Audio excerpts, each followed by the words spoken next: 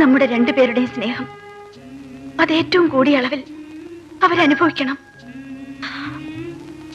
ഞാൻ കഴിഞ്ഞു പോകുന്നത് വരെ അവരൊന്നും അറിയരുത്. അവരുടെ നനയാത്ത മനസ്സുകൾ കണ്ട് എനിക്ക് സന്തോഷത്തോടെ മരിക്കണം. എനിക്കെന്റെ കുഞ്ഞുങ്ങളെ കണ്ട് കണ്ട് കൊതി തീർന്നില്ല ജോണി. എനിക്കവരെ സ്നേഹിച്ചു മതിയായില്ല. എനിക്ക് ജീവിക്കണം.